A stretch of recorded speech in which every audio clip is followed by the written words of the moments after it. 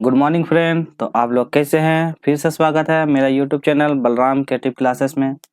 तो आज का मुख्य टॉपिक रहेगा कि टीचर कैसे बने और टीचर बनने के लिए क्या प्रोसेस है, उसका सिलेबस क्या है, उसका क्या क्या फ़ायदे हैं, बनना चाहिए या नहीं बनना चाहिए। तो उसी के बारे में आज टॉपिक डिस्कस करने वाले हैं कि टीचर बनना चाहिए कि नहीं बनना चाहिए, और बनने से भी क्या फ़ायदा है, उसका नहीं बनने से भी क्या फ़ायदा है। तो ये सब डाउट आजकल बहुत रहता है, प्रॉब्लम ही रहता है कि कैसे क्या करना चाहिए, नहीं करना चाहिए। तो उसी का रिगार्डिंग आज ये वीडियो लाए हैं। तो जिसको भी ये सब प्रॉब्लम होता है कि टीचर बनना चाहिए, नहीं बनना चाहिए, या उसके रिगार्डिंग सिलेबस क्या है, उसका कैटेगरिया क्या है, कौन से एग्ज़ाम पास करना पड़ता है, एंट्रेंस क्या देना पड़ता है, कौन सा एग्ज़ाम देना पड़ता है, तो उसी का रिगार्डिंग आज का टॉपिक है। देख लीजिए कि टीचर्स बनने के क्या-क्या प्रक्रिया होते हैं, तो उसी के बारे में वो वीडियो लाए हैं। तो चलिए ज़्यादा टाइम नहीं लेते हैं, तो डिस्कस करते हैं कि उसके बारे में पहले पूछा जाता है, मतलब बताया जाता है कि टीचर के क्या-क्या प्रकार होते हैं, उसके बारे में पहले डिस्कस कर लेते हैं, ठीक है? फिर आपको बताते हैं कि उसके लिए क्या-क्या एलिजिबिलिटी होते हैं, क्या-क्या प्रोसेस होते हैं, आप कैसे टीचर बन सकते हैं, तो उसी के रिगार्डिंग ये वीडियो लाए हैं। तो चलिए सबसे पहले डिस्कस करते हैं कि टीचर के क्या-क्या प्रकार होते हैं, ठीक है? तो नॉर्मली क्या होता है, टीचर के 3 प्रकार होते हैं। कौन-कौन सा होता है? पहला होता है प्राइमरी लेवल का एक टीचर होता है, एक होता है टीजीटी लेवल का टीचर होता है, और एक होता है पोस्ट ग्रेजुएट लेवल का टीचर होता है। तो आज हम डिस्कस करेंगे प्राइमरी लेवल का और सेकेंडरी, और मतलब कि टीजीटी और पीजीटी लेवल का टीचर बनने में मतलब उसके क्या-क्या प्रोसेस होते हैं, क्या-क्या कैटेगरिया होते हैं, तो उसी के बारे में डिस्कस करेंगे। क्योंकि बहुत लोग को क्या होता है ना, टीचिंग लाइन में जाने से पहले उसको आइडिया होना ज़रूरी है, क्योंकि जब तक आपको आइडिया नहीं रहेगा तो आप टीचिंग लाइन में जा नहीं पाइएगा। तो इसलिए ये सब आपको बेसिक जानना ज़रूरी है, ताकि आपको कुछ उसके बारे में पता चले कि हम अपना वो फ्यूचर के लिए सही निर्णय ले रहे हैं कि नहीं ले रहे हैं, तो उसी के बारे में डिस्कस करेंगे, ठीक है? तो प्राइमरी में क्या आता है, 1 टू 5 क्लास के लिए आप टीचर बन पाइएगा, ठीक है?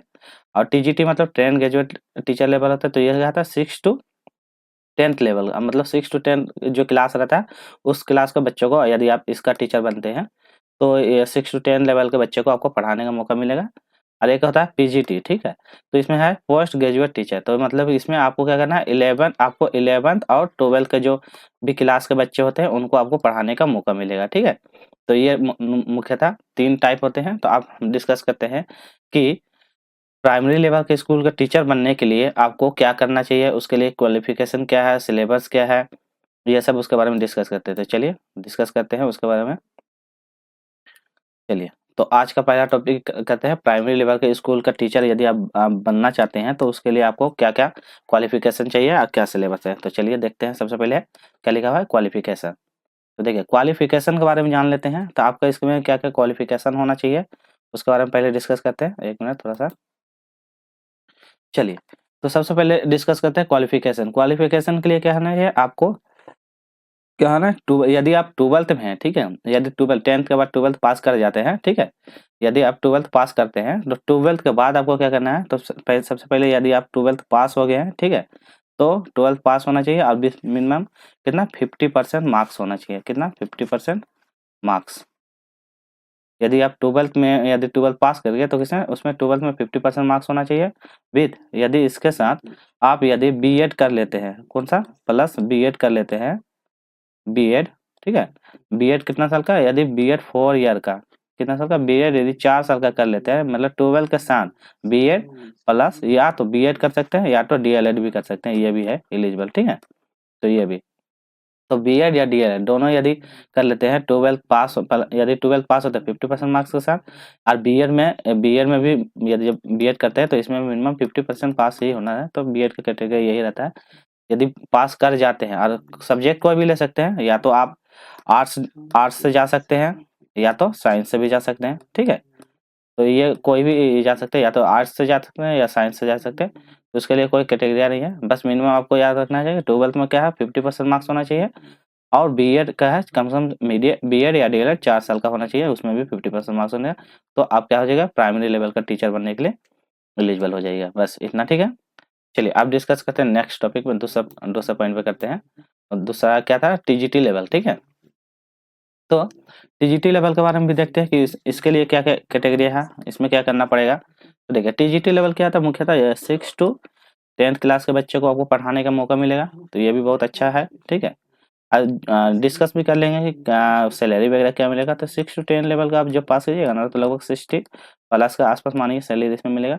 तो चलिए इसका पहले डिस्कस करते हैं कि इसका कैटेगरी क्या है, ठीक है, क्वालिफिकेशन क्या है। तो चलिए इसमें क्या है ना, मिनिमम आपको क्या चाहिए, मिनिमम मार्क्स चाहिए ग्रेजुएशन में, मिनिमम ग्रेजुएशन में ग्रेजुएशन में मार्क्स चाहिए कितना, 50% मिनिमम मार्क्स चाहिए ग्रेजुएशन में। आप यदि ग्रेजुएशन में 50% मार्क्स ला लेते हैं, प्लस क्या है 2 ईयर का, 2 साल का क्या होना, बीएड होना चाहिए। क्या होना चाहिए, बीएड। 2 साल का क्या होना चाहिए, बीएड होना चाहिए। तो आप क्या होता है, टीजीटी लेवल 6 to 10 क्लास के बच्चों को पढ़ाने के लिए एलिजिबल हो जाइएगा। बस इसके लिए टीजीटी का बस इतना ही कैटेगरी है और कुछ नहीं है। तो इतना आपके पास यदि क्वालिफिकेशन है तो आप टीजीटी लेवल का बहुत सारा वैकेंसी आते रहता है, स्टेट में भी आता है, सेंट्रल में भी आता है। तो वो अलग अलग डिपार्टमेंट का द्वारा आता है, कुछ कुछ कैटेगरी आता है, तो वो बीच बीच में आते रहता है। तो ये कैटेगरी मतलब टीजीटी लेवल के लिए होना चाहिए, ठीक है। चलिए अगला देखते हैं पोस्ट ग्रेजुएट लेवल के लिए। तो अगला आता है थर्ड पॉइंट में आता है पीजीटी के लिए, ठीक है ना। तो थर्ड है पोस्ट ग्रेजुएट लेवल का। आप इसमें यदि टीचर बनते हैं तो क्या 11th क्लास के और 12th क्लास के बच्चों को आपको पढ़ाने का मौका मिलेगा। आप चलते हैं क्वालिफिकेशन क्या है, इसके बारे में भी क्वालिफिकेशन देख लेते हैं कि इसके लिए क्वालिफिकेशन क्या है। तो इसमें आपको ना पीजीटी लेवल का, तो इसमें क्या है आपको पीजी मतलब अर्थात एमए, ठीक है, एमए या एमएससी में जो भी है। तो उसमें क्या करना है, आपको 50% मार्क्स से पास होना है, एमए एमएससी जो भी है। तो आपको क्या है 50% मार्क्स होना चाहिए, प्लस उसमें क्या होना चाहिए, उसके साथ आपको 2 ईयर का बीएड और डीएलएड जो भी है, बीएड या डीएलएड, या तो फिर 1 ईयर का भी होना चाहिए। तो या तो 1 ईयर में स्पेशल होता है, तो ये वाला स्पेशल वाला भी कर सकते हैं। तो मिनिमम पीजी या एमए या 50% माना, एमएससी में जो भी है।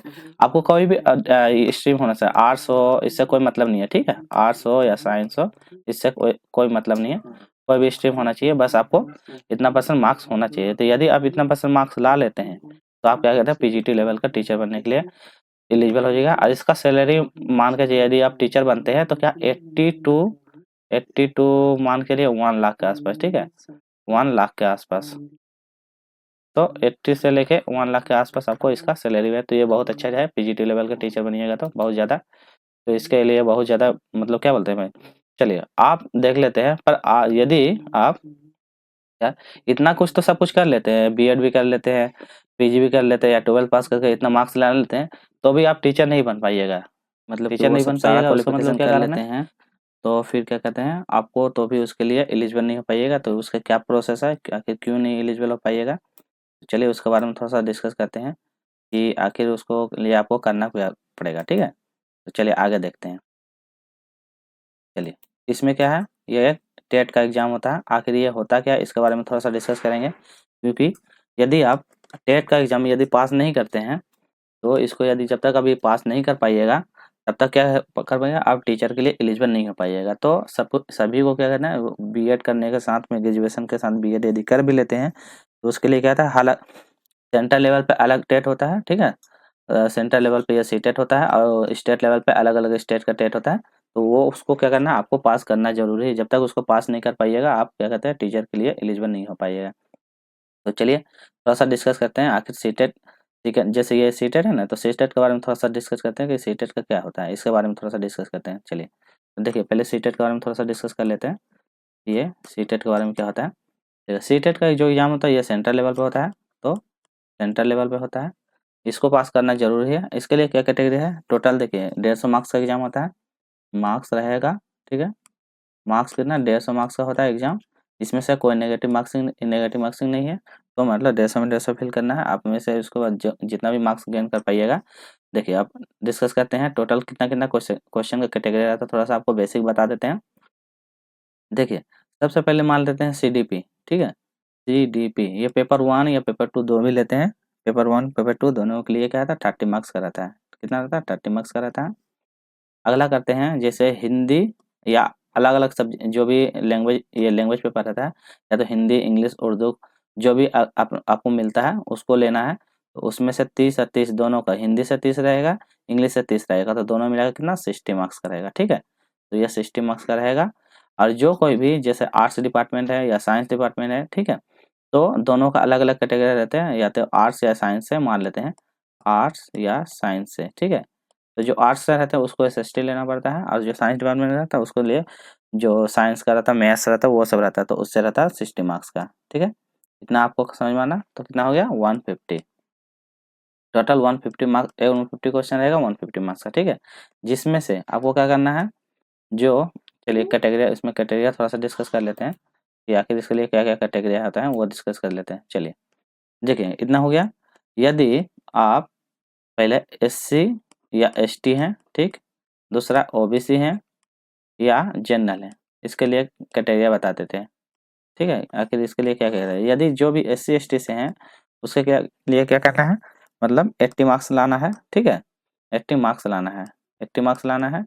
जो OBC से है उसको लाना है 82 मार्क्स लाना है, और जो जनरल है उसके लिए क्या है 90 मार्क्स लाना है, ये मार्क्स लाना है। ठीक है, चलिए अब देखा डिस्कस करते हैं थोड़ा सा और इसके बारे में। जैसे कि 150 मार्क्स का क्वेश्चन होता है, ठीक है, 150 क्वेश्चन रहेगा, उसमें से आपको 60% लेना है। कितना 60%, 150 का 60% हम निकालते हैं। ठीक है, 60 निकालते हैं तो कितना हो जाएगा 90 नंबर, तो क्या होगा 90 मार्क्स। तो यदि आप 90 मार्क्स लाते हैं जनरल के लिए, तो यदि अदर स्टेट के लिए फॉर्म भरते हैं ना, यदि अपने स्टेट के लिए हैं तो मान लिया अपने स्टेट में यदि OBC जनरल में या SC ST में SC या OBC में आते हैं, तो जो इसका जो कैटेगरी है वो उसको फिल करते हैं तो उसके लिए एलिजिबल हो जाएंगे। ठीक है, बट यदि आप नहीं लाते हैं तो आपको क्या है 90% मिनिमम मार्क्स लाना पड़ेगा, क्योंकि ये ऑल ओवर स्टेट के लिए आप एलिजिबल हो पाइएगा। ठीक है, तो 90 मार्क्स आपको लाना जरूरी है। और अपना स्टेट में जो होता है वो हर स्टेट, क्योंकि अभी जो है जितनी भी स्टेट है वो क्या कहते हैं, अब सीटेट को उतना मान्यता नहीं देने लगा, वो क्या कहता है वो अपना स्टेट का अपना टेट लेने लगा। ठीक है, तो अपना स्टेट का जो भी एग्जाम होता है तो आपको पास करना उसको जरूरी है। जैसे यूपी स्टेट जैसे है तो यूपी टेट लेता है तो उसको पास करना जरूरी है। जेट जैसे झारखंड में टेट होता है तो क्या होता है झारखंड टेट आपको पास करना जरूरी है। यदि आप इसको नहीं पास करिए, क्योंकि अभी जो सुप्रीम कोर्ट का निर्णय आया है उसमें बता दिया है कि झारखंड टेट पास करने के लिए आपको क्या है जेटेट जरूरी है। यदि इसको पास कर पाइएगा तभी एलिजिबल हो पाइएगा।